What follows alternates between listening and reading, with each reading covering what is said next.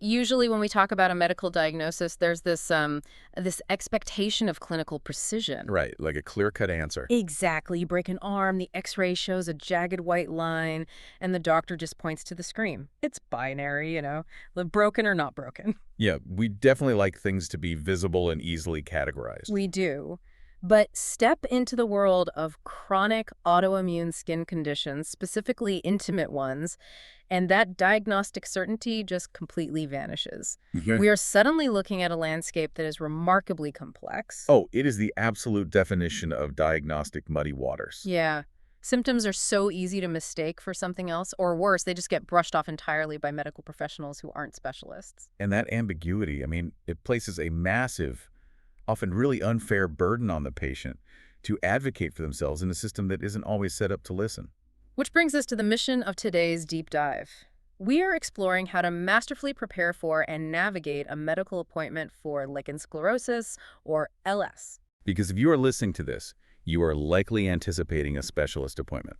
Or maybe you're stuck in this frustrating cycle of treatments that just aren't yielding results. You already know the toll this condition takes, so we're going to bypass the basic anatomy lessons and just get straight to the strategy. And to build that strategy, we've pulled a really specific stack of sources for you today. Yeah, some really heavy hitters. We are analyzing actual clinical intake sheets from dermatology, vulval skin clinics, official NHS guidelines, and advanced patient resources from the BSSVD, that's the British Society for the Study of Vulval Disease. Right. And we also looked at clinical protocols from specialist private practices, specifically the Coyle Institute and the Women's Health Clinic. Exactly. The objective here is to arm you with a roadmap. To understand exactly what the doctor is hunting for, the mechanisms behind the tests they order, and the specific questions you need to demand answers to.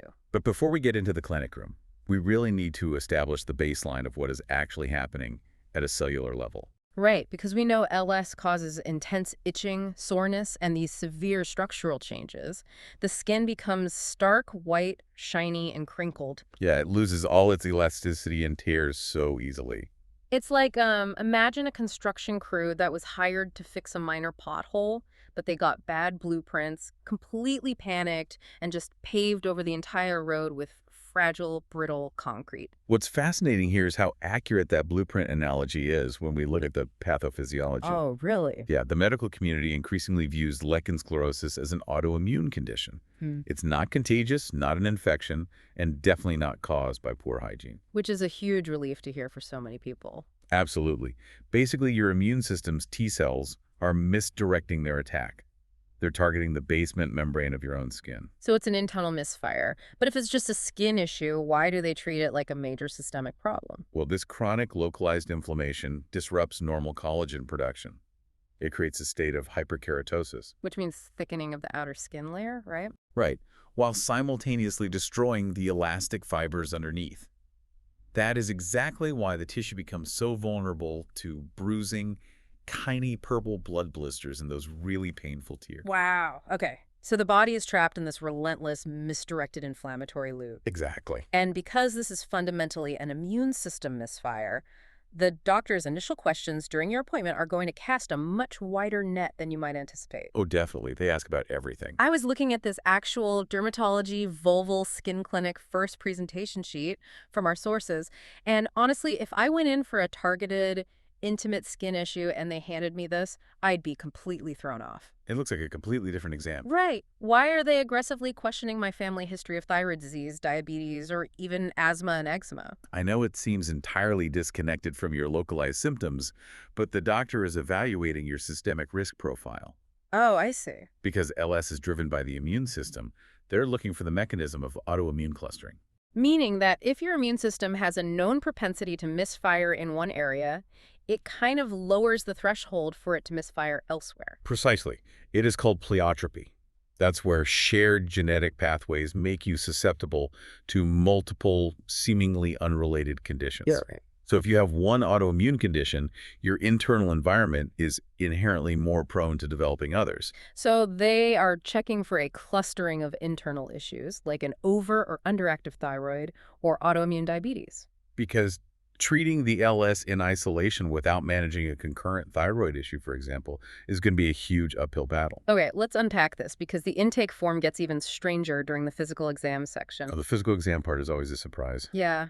Why is the specialist suddenly examining the inside of the patient's mouth, their scalp, their elbows, and even looking closely at their fingernails? I mean, the complaint is strictly down below. Right, well, they are hunting for systemic mucosal and inflammatory overlap. Okay, what does that mean? Conditions like lichen planus, which is related but clinically distinct from LS or psoriasis, they operate on similar autoimmune pathways. Ah, got it. So lichen planus can present as white lacy patches on the inside of the cheeks or gums. Oh, wow. Yeah, and psoriasis often causes pitting in the nail beds or thick plaques on the elbows and scalp. If the doctor spots these markers, it dramatically changes the diagnostic picture and the treatment required. That makes total sense from a diagnostic perspective. But then there's a part of this intake form that feels profoundly frustrating to me. The pain scale. Yes, they ask you to rate your pain and your itch on a strict 0 to 10 scale, which is notoriously difficult for chronic pain patients who have a completely skewed baseline. It's so hard to quantify. Right. For someone living with chronic inflammation, their 0 might be an average person's 6. It is, it's a fundamentally flawed metric, Yeah. but clinically, it's really the only blunt instrument they have to establish a quantifiable baseline. Just to have a number on paper. Exactly. They need a number today so that in 6 months, they can attempt to measure if the therapeutic intervention is actually turning down the volume of the inflammation. Okay, so if a patient brings in their half-empty tube of steroids to prove they've been compliant, how do they pivot from defending their past treatment to actually demanding better outcomes? That's the real challenge. Right, because a successful appointment requires you to come armed with your own interrogation. What questions force the doctor to look forward? Well, this is where you have to do your homework before crossing the clinic's threshold. Like prepping for a job interview. Exactly like that. The sources mandate bringing a comprehensive flare checklist. Lichen sclerosus is characterized by periods of relative remission and really aggressive flares. You need a data-driven log of your environmental triggers. And you must bring a brutal inventory of every single treatment you have applied to the area. Everything. Even over-the-counter nappy creams, thrush treatments, or natural remedies. Which is so common. I hear so many people resorting to tea tree oil or aloe vera to self-treat the intense itching. Why do the medical guidelines treat those natural remedies like absolute contraband? Because you are dealing with a profoundly compromised skin barrier. When the immune system attacks that basement membrane, it strips away the skin's natural defenses. So the skin is basically raw. Yes. Applying highly volatile compounds like tea tree oil or fragranced wipes triggers a secondary mechanism, contact dermatitis. Oh no, so it makes it worse. Much worse. You are taking hyperreactive inflamed tissue and pouring a known irritant onto it, which aggressively accelerates the inflammatory loop. That is wild. You also need to audit your daily routines, right? Bubble bath, scented soaps, tight synthetic clothing. Yeah, all those create friction and chemical microtraumas. Write it all down. And crucially, the NHS and BSSVD guidelines explicitly recommend bringing your current prescribed steroid tube physically into the clinic with you. The physical tube is a really powerful piece of evidence. The specialist needs to verify the exact potency of the compound you are using. Right, to see if it's strong enough. Exactly. And more importantly, by gauging the weight of the tube against the date it was prescribed, they can immediately calculate if you are chronically undertreating the area out of fear or over-applying it. Which brings us to the questions you need to ask.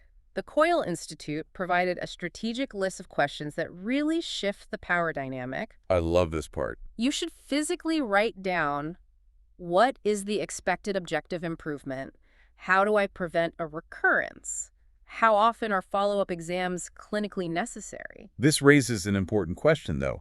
How do we systematically empower patients to take the reins in an inherently unbalanced power dynamic? Right, because doctors' offices are intimidating. They really are. Well, the NHS actually promotes a brilliant protocol called the Ask 3 Questions framework for shared decision-making. I think this framework is essential for cutting through medical jargon. It is remarkably effective. Whenever a doctor proposes a treatment pathway, you pause and ask, number 1, what are my options? Simple enough. Number 2, what are the exact pros and cons of each option for my specific physiology? And number 3, how do I get support to help me make a decision that aligns with my lifestyle? Wow, so you are forcing the clinician to step out of the dictator role and into more of an advisory capacity. Exactly. It It, completely changes the conversation. Now, when it comes time for the physical exam, I imagine the specialist is looking for more than just a surface rash, right? What structural damage are they actually hunting for? They are evaluating the architecture of the tissue to assess the long-term impact of the scarring process. Meaning they're looking for what exactly? They're looking for the fusing of tissue, the burying of the clitoris, or the narrowing of the vaginal entrance, Ah. changes that physically impede normal function. But beyond the architecture, their primary objective is screening for clinical red flags. What specifically constitutes a red flag in this hyperinflamed environment? The defining red flags are persistent ulcers or raw areas that have failed to heal after 4 weeks of optimized steroid use. Okay, ulcers. What else? Or the sudden emergence of new, hard, thickened nodules. And why are those specific anomalies so concerning? Because of the mechanism of chronic inflammation.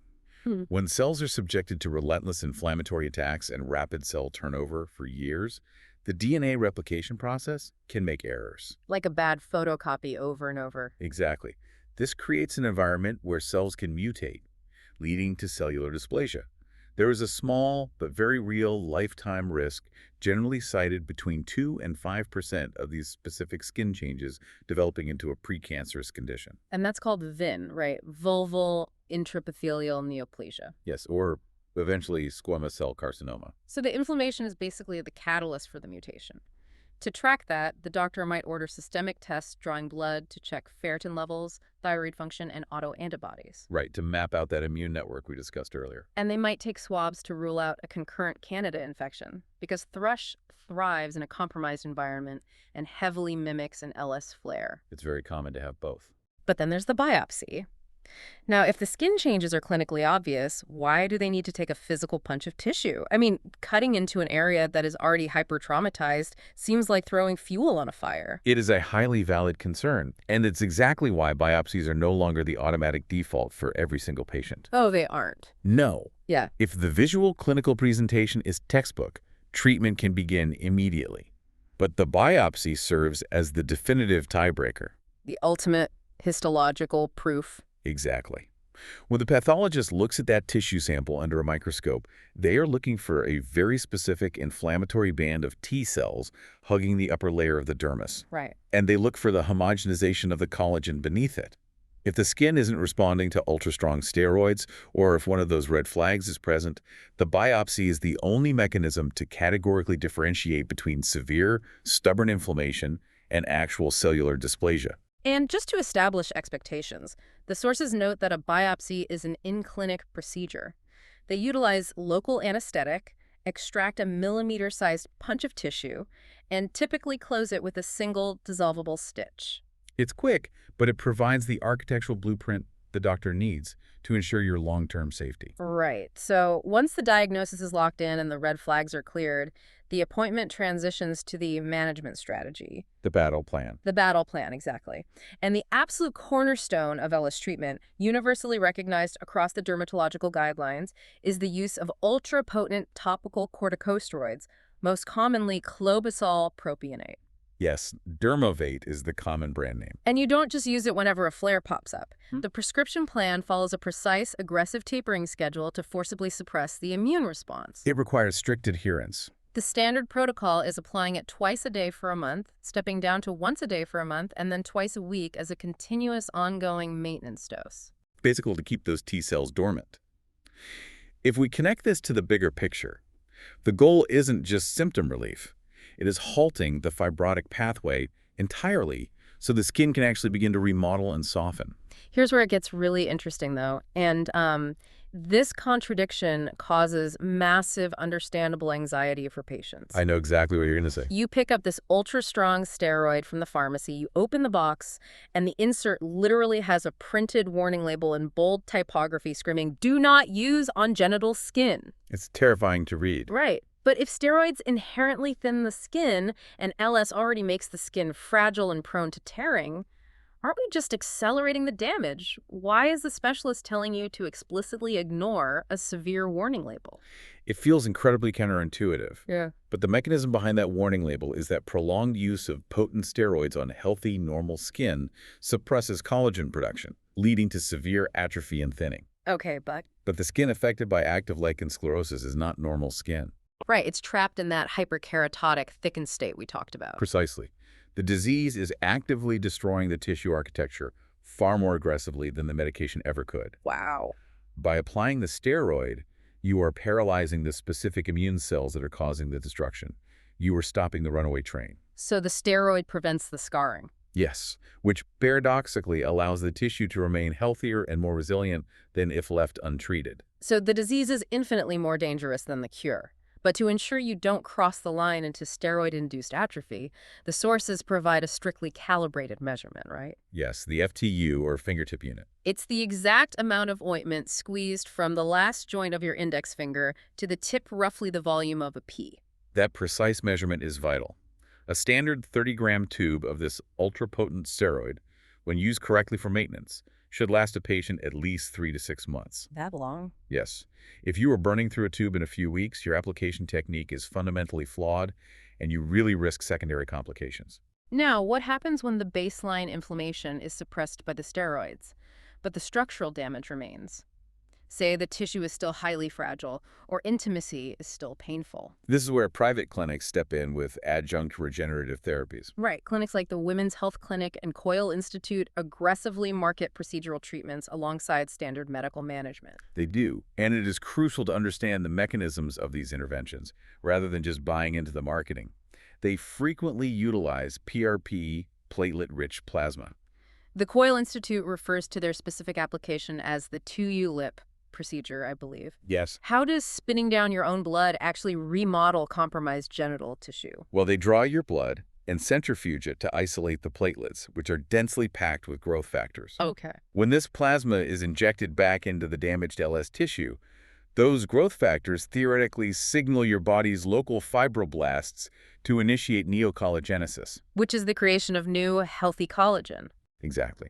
And it stimulates angiogenesis, which is the formation of new blood vessels to improve blood flow to that starving tissue. Other clinics discuss using radiofrequency or laser treatments, and the mechanism there is controlled thermal damage, right? Yes, using heat. Using heat to trigger a wound healing response that forces the tissue to rebuild its extracellular matrix. That is the intended mechanism, yes.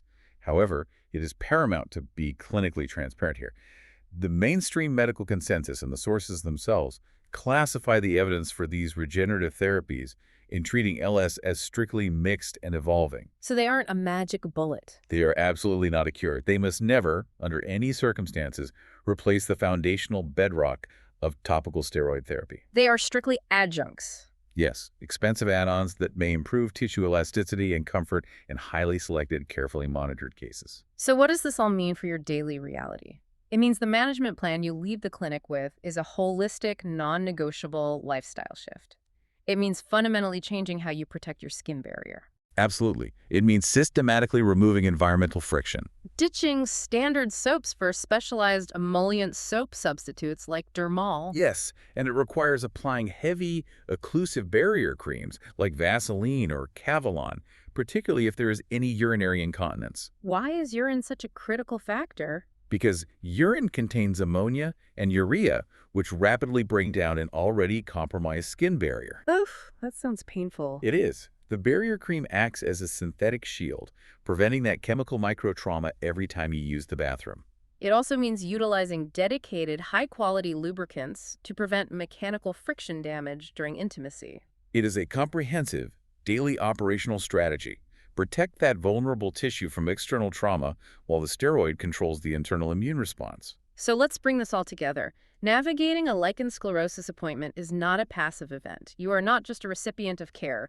You are the project manager of your own disease. I love that phrasing. You step into that clinic armed with your data, your flare checklists, your irritant audits, the physical evidence of your medication usage. And you leverage frameworks like the Ask 3 Questions protocol to force a collaborative dialogue. Exactly. You demand an understanding of the structural exam, the exact purpose of any biopsy, and you secure a highly specific, dynamically adjustable long-term management plan. And executing that plan requires a profound shift in how you interact with your own physiology. Which brings me to a final, incredibly powerful directive from the clinical guidelines. What's that? It's the protocol of the handheld mirror. Ah, the monthly self-examination. Right. Because of that small ongoing risk of cellular dysplasia, the medical guidance universally mandates lifelong monthly self-examinations of the vulva using a handheld mirror. It's a huge shift. I really want you to consider how this clinical requirement fundamentally alters our relationship with our own bodies. Mm. For so many, this area is hidden, shrouded in cultural taboo, or just entirely ignored until a crisis of pain forces attention. It forces a confrontation with your own anatomy. It does. By requiring you to look, to intimately map your own architecture, to recognize the exact baseline of your normal, so you can instantly identify an ulcer that won't heal or a new nodule. It transforms this previously vulnerable, unseen area into a zone of highly active, empowered health management. Exactly. You stop being a bystander to the disease to become the absolute foremost expert on the subtle shifts in your own skin. You take the power back from the murky diagnostic waters. We started this deep dive talking about the comforting certainty of an X-ray, of having a machine dictate the reality of your body. But with lichen sclerosus, you will never get that clean binary X-ray. Never. But when you walk into that specialist appointment armed with data and you walk out with a tailored mechanistic management plan and a MIRI in your hand, you don't need the machine anymore. No, you don't. You possess the precise tools to see clearly and advocate fiercely for yourself. Well said. Thank you for joining us on this deep dive. Take charge of your data, interrogate the mechanisms of your treatment, and step into your next appointment with absolute confidence.